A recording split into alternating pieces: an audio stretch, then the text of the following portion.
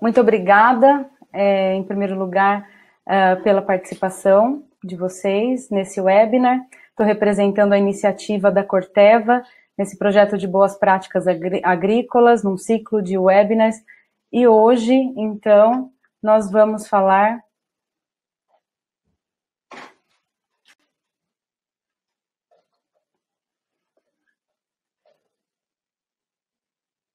sobre uma introdução à toxicologia regulatória na avaliação da segurança de praguicidas.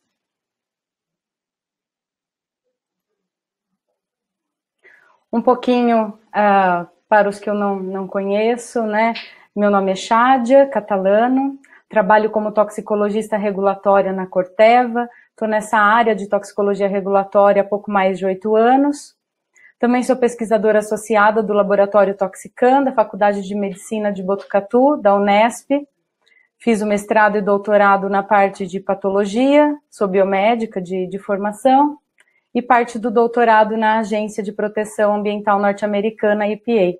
Segue aqui o meu contato, caso vocês queiram fazer pergunta ou entrar em contato posteriormente. Vamos lá. Os tópicos que nós vamos abordar hoje. Um pouco de conceito, uma introdução sobre o que é a toxicologia, o que é a toxicidade, como estamos estruturados aqui na Corteva, o que é necessário avaliar para registrar um novo praguicida, considerando também a nova regulamentação da Anvisa, publicada em julho deste ano, a avaliação do risco para a saúde humana e a nova classificação toxicológica dos praguicidas, tá bom? Antes de entrar diretamente nos temas, eu gostaria de comentar que podem ir fazendo perguntas durante a apresentação. A gente vai deixar para responder todas no final, tá bom? Mas podem ir mandando suas perguntas durante a apresentação, tá legal? Vamos lá. A toxicologia é a ciência que estuda tanto a natureza como o efeito e a detecção de substâncias químicas no organismo. E pode-se falar que é uma das disciplinas mais antigas do mundo, visto que os primeiros humanos tinham que reconhecer quais plantas eram seguras para o consumo, para comer. Por exemplo, diferenciar cogumelos comestíveis de venenosos. Hoje em dia, os toxicologistas estão mais focados na compreensão dos potenciais efeitos adversos de substâncias químicas para a saúde. Assim, a toxicidade é a capacidade inerente do agente tóxico de provocar efeitos adversos em organismos vivos. Ou seja, o efeito tóxico é geralmente proporcional à concentração do agente tóxico no nível de sítio de ação, lá no tecido-alvo. Por exemplo, aqui nesse gráfico básico de dose-resposta, onde a gente tem que, aumentando a dose, também espera-se um aumento da resposta até chegar num nível platô aqui, ou de saturação. Esse é o conceito básico que nós usamos na toxicologia moderna. E a toxicologia moderna tem início lá com o Paracelsus. No século XV, esse médico suíço nos introduziu o conceito de que a dose faz o veneno. Ou seja, todas as substâncias são venenosas. Não há nenhuma que não seja venenosa. A dose certa diferencia um veneno de um remédio. Esse conceito eu gostaria que você tivesse em mente para algumas informações que eu vou apresentar mais para frente.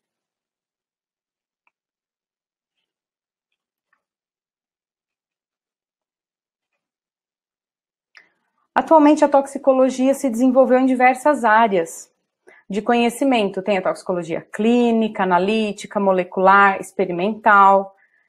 Eu vou trazer para vocês hoje um pouco mais aprofundado do que é a toxicologia regulatória.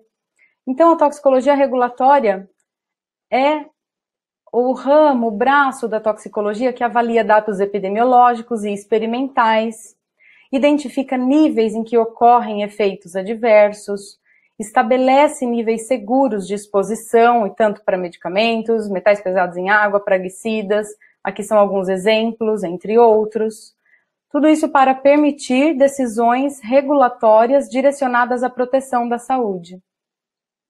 Então, como vemos aqui nesse esquema ao lado, a indústria, ela é responsável por submeter um dossiê toxicológico para as agências regulatórias, que vão avaliar esse dossiê com as informações, né, do produto que se pretende registrar, seja ele de indústria cosmética, farmacêutica, química, agroquímica. Depois dessa análise, tomar a decisão e emitir, então, o registro. A academia, eu falo que é a luz desse processo. Então, é ela que tem o papel fundamental de fornecer o conhecimento científico para a melhor avaliação toxicológica.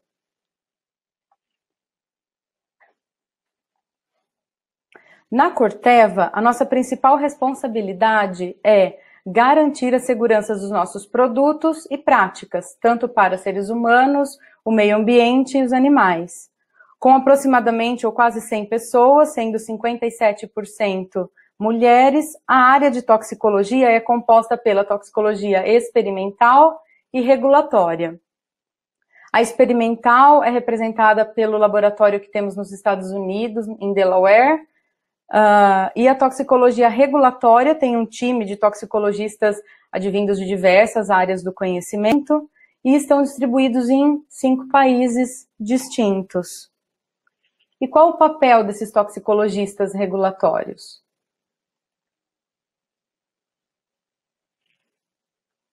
O toxicologista regulatório tem os principais papéis de desenvolver a compreensão de como os produtos químicos afetam os sistemas vivos, avaliam o impacto de produtos químicos na saúde humana, também trabalham para o desenvolvimento de produtos químicos mais seguros, então utilizam o que advém da academia ou mesmo da ciência, né, de maneira geral, o desenvolvimento científico para desenvolver produtos químicos mais seguros e identificam os possíveis riscos decorrentes da exposição a substâncias químicas para garantir a saúde e a segurança pública.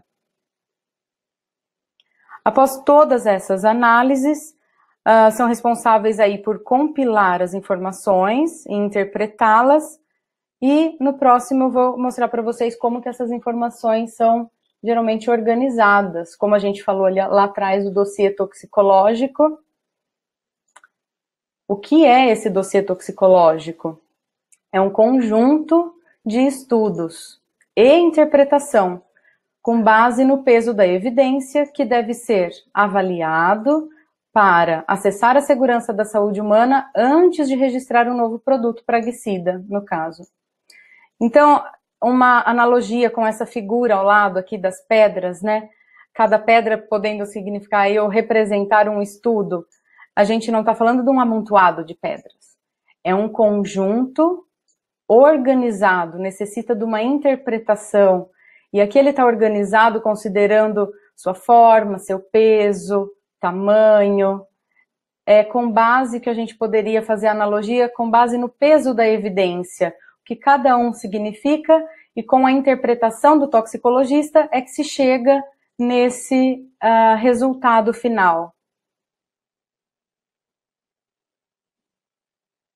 Bem, sabendo o que é um dossiê toxicológico, como ele é organizado e quais os estudos que o compõem? Os estudos toxicológicos experimentais são pensados para mimetizar os diferentes tipos de exposição humana. Então, por exemplo, temos a exposição aguda, que é uma exposição ou efeito a curto prazo, após uma dose única, geralmente uma dose alta, elevada, e geralmente aproximadamente até 24 horas, tá bom? Esses estudos geralmente fornecem a seleção de dose para os estudos de doses repetidas, que vem posterior. Período de exposição subcrônica. A exposição subcrônica, os estudos são doses repetidas que variam de 5 dias até 6 meses. provê a seleção de doses para os estudos crônicos, antecipam parâmetros de toxicidade, e é desse estudo que também podemos pensar em que tipo de exposição humana, pensando em praguicidas. Por exemplo, o trabalhador no campo que considera as safras, então é uma exposição ao produto que é relacionada à exposição subcrônica. E a crônica seria a exposição contínua por um longo período de tempo ou grande parte da vida útil de um organismo. Aqui fazemos estudos, por exemplo, em roedor com 2 anos de exposição. E qual é o tipo de exposição que pode ser pensado, ou por que esse estudo é pensado, né? Aqui considerando, no caso de praguicidas, por exemplo, exposição via possível resíduo no alimento. Isso também é levado em consideração no momento que a gente pensa no dossiê toxicológico, é um requerimento, né? Então, além do período de exposição, o que mais devemos considerar? Devemos considerar as diferentes vias de exposição. Então, estudos pelas diferentes vias, a principal aqui seria a via dérmica. A via dérmica é a principal, primeiro, a pele é o sistema com a maior área aí de superfície em contato. O trabalhador, ao manusear, pode entrar em contato com as mãos, outras áreas do corpo. Outra via é a inalatória, principalmente pensando em produtos que podem gerar alguma parte, né, respirável, como produtos voláteis e aerosóis. E, por fim, a última via oral, que geralmente é a menor chance do contato ocorrer, mas pode ser considerada, por exemplo, transferência da mão ou superfície para a boca. Assim, o dossiê é formado por estudos considerando as diferentes vias de exposição e variando a duração ou o período de exposição. Então, tem estudos via oral, que geralmente é o agente químico misturado ou o produto que você quer testar misturado à ração do animal, via dérmica e via inalatória.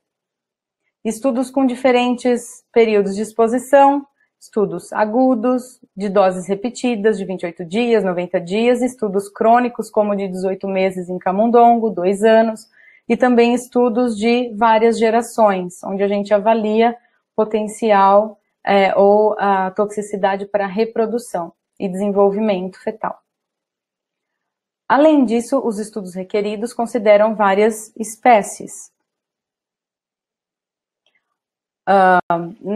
podendo, né, ser roedores e não roedores, in vitro e in vivo, e todos de acordo, então, com os princípios dos 3 R's, né, de refinar, reduzir e substituir o uso de animais.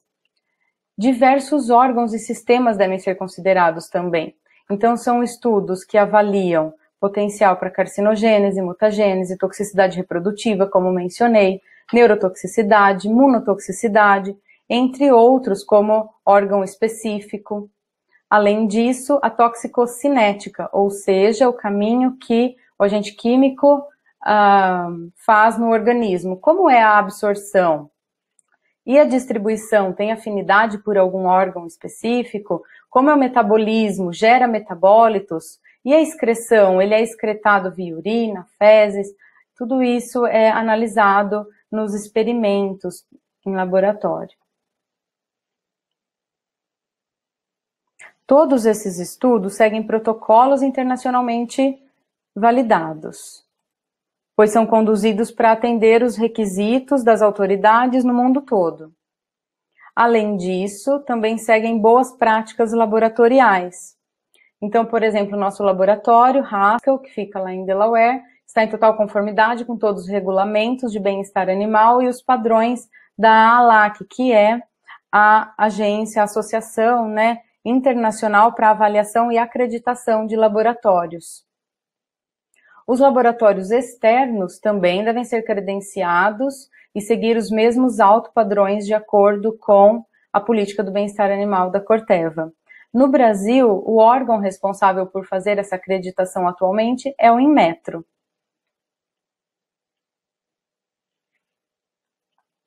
Bem, seguindo esses passos, temos um dossiê toxicológico robusto e seguir para a avaliação toxicológica do produto. E o processo de avaliação da segurança humana é feita pela avaliação do risco. O paradigma da avaliação do risco não é novo. É uma avaliação científica sistemática dos potenciais efeitos adversos à saúde decorrentes da exposição humana a agentes ou situações perigosas.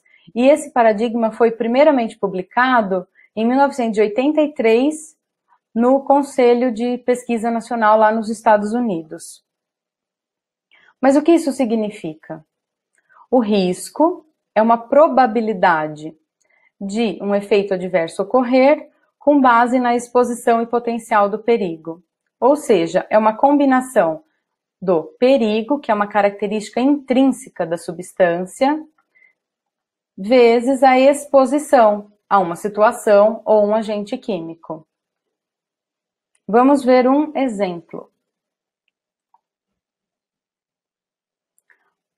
Por exemplo, essa pessoa está exposta ao sol, que sabemos que é perigoso, pode causar queimaduras e até câncer de pele. Mas quando diminuímos a exposição, representado ou simbolizado aqui pelo guarda-sol, diminuímos o risco de efeitos adversos causados pelos raios solares. E nós fazemos essa análise quase que constantemente, né? Para atravessar uma rua, nós fazemos uma análise do risco. Para sair com um cachorro bravo, coloca na coleira, estamos aí mitigando o risco desse cachorro poder ferir alguém. E assim também na área de praguicidas. Como esse risco pode ser medido? Falei que era uma ciência sistemática, né? Então existem etapas aí para avaliar o risco e o perigo. A avaliação do risco é dividida didaticamente em 4 etapas, não que necessariamente tem que acontecer uma posterior à outra, algumas coisas são em paralelo. A primeira etapa é a identificação do perigo. Então, algumas perguntas para nos ajudar a entender as etapas. É perigoso? Causa efeito adverso à saúde? Pensando no exemplo anterior do sol, é perigoso? Pode causar efeito adverso à saúde? Se a resposta é sim, qual é a relação dose-resposta? Qual é o nível de efeito? Qual é o nível que causa um efeito adverso? Qual é o nível em que não ocorre efeito adverso? Que a gente chama de NOAEL, a sigla em inglês. Eu estou falando bastante em efeito adverso, né? Efeito adverso é quando você tem algo que altera a função ou mesmo a vida do organismo. Pensando ainda no sol, uma queimadura é um efeito adverso. Agora, pensando num efeito não adverso ou adaptativo, muitas pessoas gostam de ir à praia e pegar aquela marquinha que não arde a pele, então é um efeito, mas que não é considerado adverso no horário adequado, etc. Bom, passando para a avaliação da exposição, as outras perguntas que podemos fazer é: o homem está exposto? A quanto? Quais as vias de exposição que ele está exposto? E combinando as respostas, tanto da avaliação do perigo em relação dose e resposta, que a gente obtém no dossiê toxicológico, que falamos há pouco, mais a avaliação da exposição na caracterização do risco. É na caracterização do risco que fazemos o cálculo e falamos em que dose o efeito adverso provavelmente ocorreu, quais eram as circunstâncias, em que situações e quanto é a exposição tolerável, aceitável, permitida. Esse é o processo de avaliação do risco que foi incluído na nova regulamentação da Anvisa. E eu vou dar mais detalhes na sequência. Aqui, como exemplo, eu coloquei a avaliação do risco decorrente da exposição humana a resíduos de praguicidas na dieta. Então, iniciando com a avaliação do perigo e dose-resposta, como que a gente faz? Então, inicia a partir do NOAEL, lembra aquela dose que não causa efeito adverso no experimento que foi feito, conduzido, no caso de avaliação à dieta, vamos juntar as pecinhas lá da avaliação da exposição crônica, então um estudo de 2 anos em rato.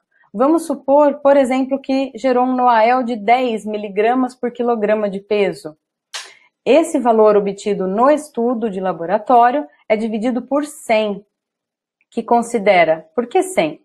Então, 100 estipula 10 para diferença entre ratos e humanos, ou seja, interespécie, e os outros 10 considerando a diferença intraespécie, né?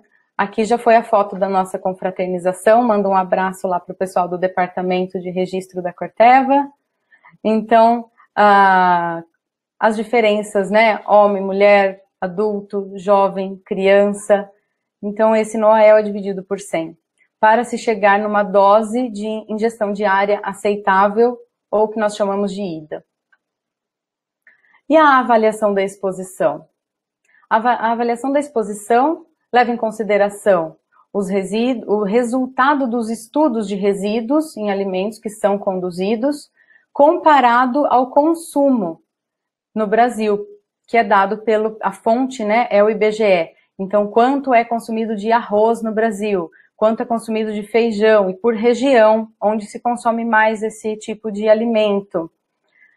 Essa exposição, esse consumo, que aqui a gente chama de exposição, na caracterização do risco, deve ser menor do que o valor do valor da IDA, ou seja, da dose que não causou efeito adverso no animal de experimentação, dividido por 100, no caso que a gente deu de exemplo de 10 miligramas, aqui seria então 0,01 miligrama por quilo, e a exposição tem que ser abaixo desse valor.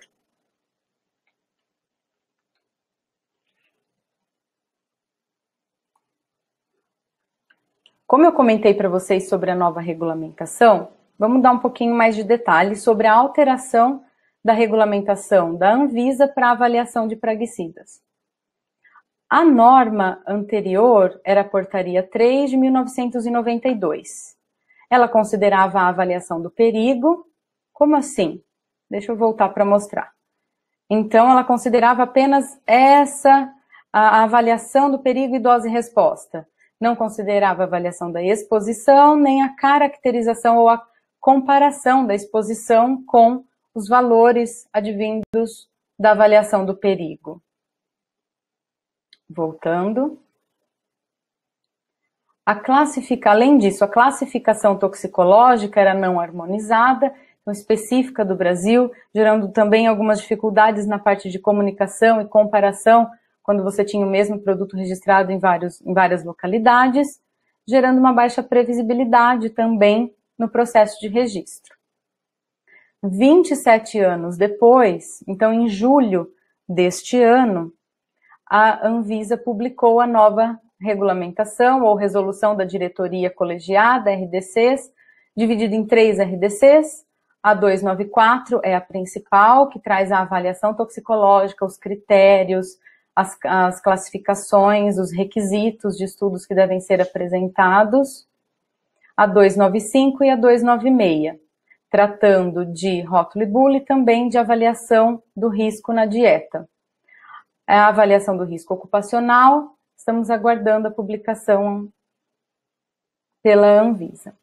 A classificação, além nas RDCs, incluiu então a avaliação do risco, perigo e exposição estão sendo levados em conta na nova regulamentação, e a classificação agora é com base nos critérios harmonizados internacionalmente, o GHS. Não foi uma mudança direta, né, ou rápida, vamos dizer assim, um processo simples. Houve aqui 4 consultas públicas no decorrer para se chegar a essa versão final após aí os 27 anos. E a nova regulamentação com critérios, então, científicos atualizados.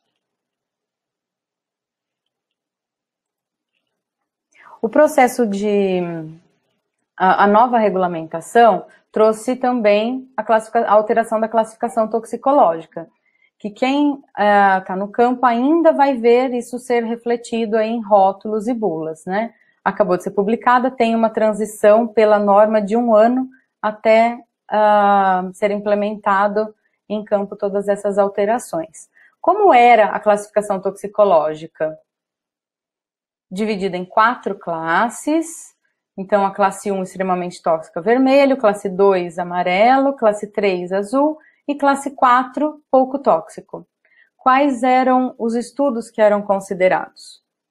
Toxicidade aguda oral, que aqui a gente chama de DL50 oral, DL50 dérmica e CL50 inalatório. São aqui sempre, né, os estudos que a gente chama de sistêmicos, que avaliam mortalidade. E ainda os estudos de irritação dérmica e ocular, que chamamos de efeitos locais. Então, a gente vai ver irritação localmente na pele, localmente no olho. E sistêmico quando cai na corrente sanguínea. Por que está aqui em vermelho irritação dérmica e ocular? Porque foram removidos da classificação. Na nova classificação, eles estão sendo considerados e avaliados, porém comunicados separadamente, visto que são desfechos toxicológicos diferentes, né? Como ficou na nova regulamentação, então? O GHS, que é utilizado em praticamente todos os continentes, Europa, já países da América Latina, também na Ásia e países da África, tem 5 categorias, mas não classificado. Então, ao todo, seriam 2 categorias a mais do que era na anterior, né? A categoria 1 e 2 ficaram como faixas vermelhas, categoria 3, amarelo, categoria 4 e 5, azul, e a não classificado é o verde. E quais os estudos que são considerados? Exposição oral, cutânea e inalatório, ou seja, aqueles 3 de toxicidade sistêmica, tá bom?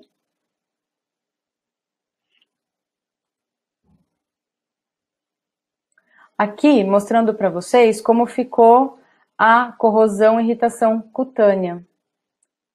Teve um deslocamento um pouquinho aqui do pictograma, mas considera categoria 1 esse primeiro pictograma, categoria 2 a exclamação, e no categoria 3 não há pictograma. Da mesma forma aqui, categoria 1 e categoria 2, tá bom?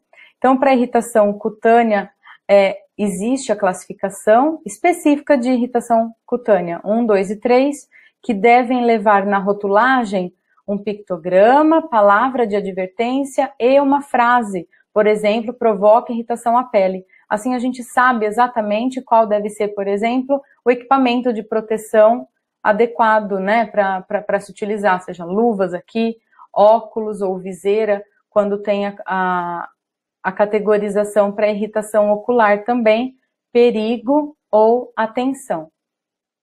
Então, elas levam categorias independentes e melhoram a comunicação do perigo, deixando essa comunicação mais assertiva na rotulagem.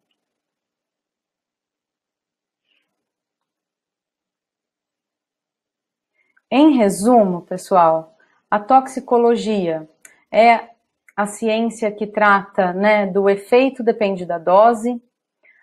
Para um registro de praguicidas, é necessário comprovar a segurança para a saúde humana através de estudos toxicológicos e considerar a exposição na avaliação do risco.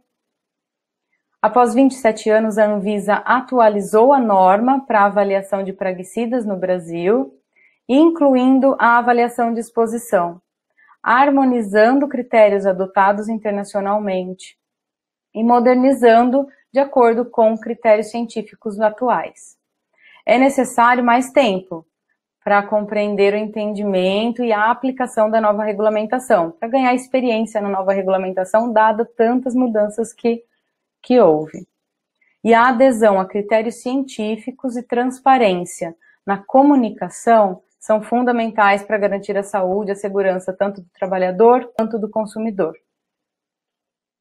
A Cleide Cristina, desculpe se eu não estiver pronunciando corretamente, Cleide, está perguntando se a palestra vai estar disponível. Sim, a palestra vai estar disponível, o vídeo estará disponível no site de Boas Práticas Agrícolas e também no YouTube da Corteva. Tá?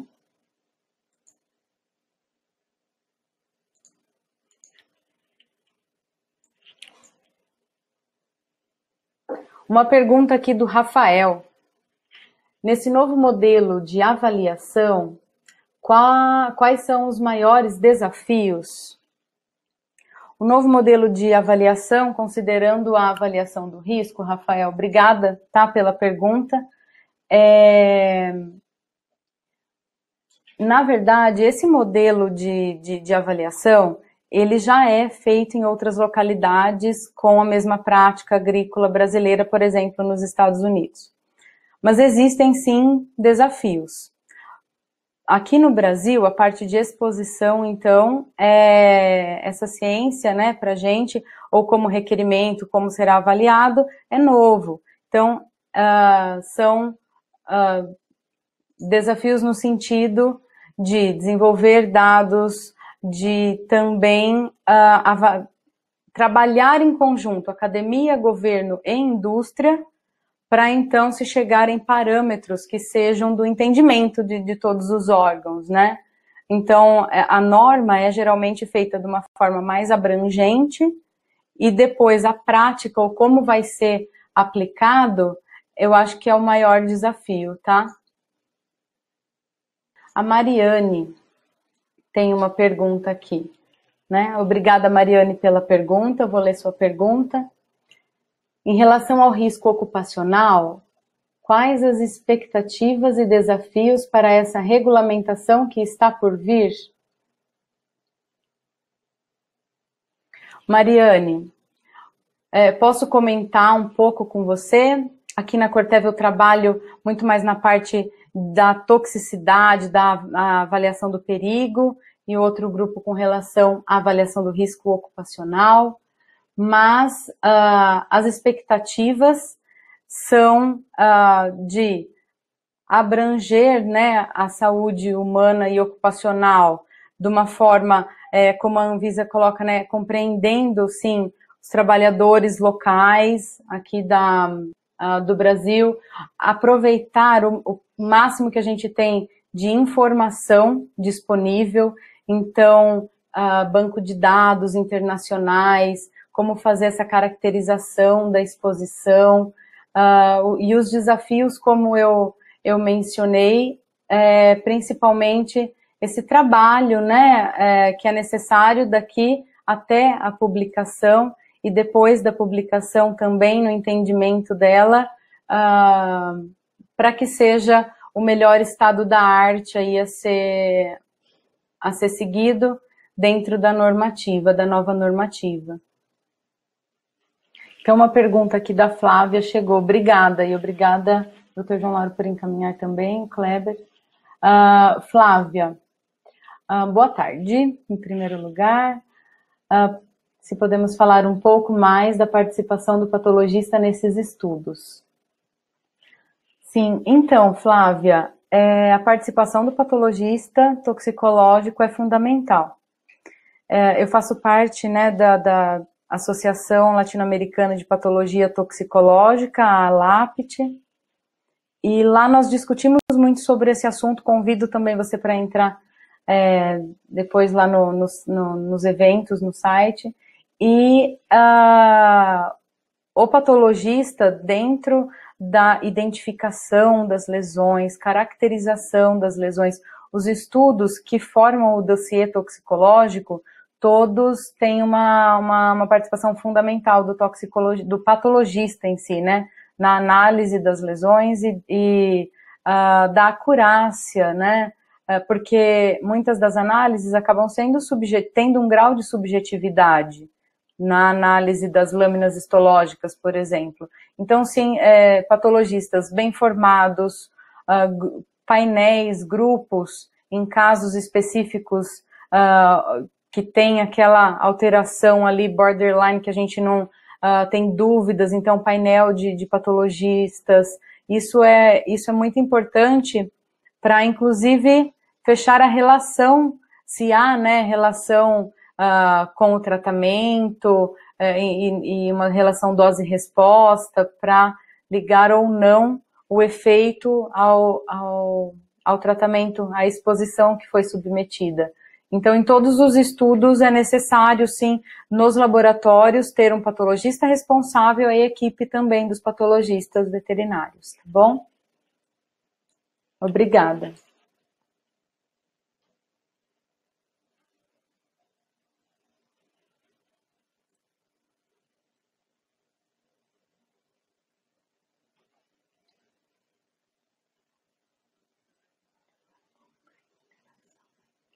Difícil de estudo, não entendo a pergunta.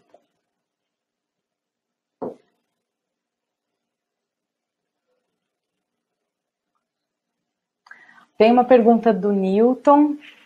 Boa tarde, Newton. Eu acho que eu precisaria entender um pouquinho melhor a sua pergunta, mas vamos lá. Para falar um pouco sobre a interação entre LMR, para quem sabe o limite máximo de resíduo, e os dados nos estudos de toxicologia. Você pode explicar um pouco melhor o que você gostaria de...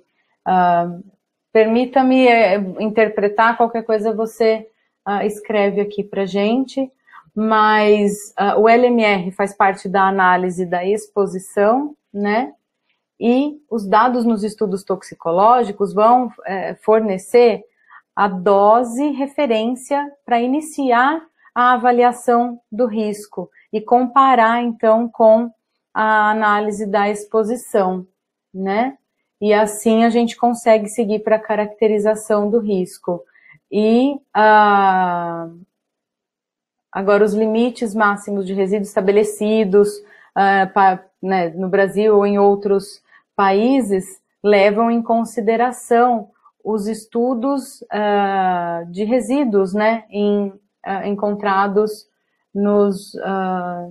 de agroquímicos nos estudos em campo mesmo, que é submetido também para a Anvisa. Tá bom? Obrigada, Newton.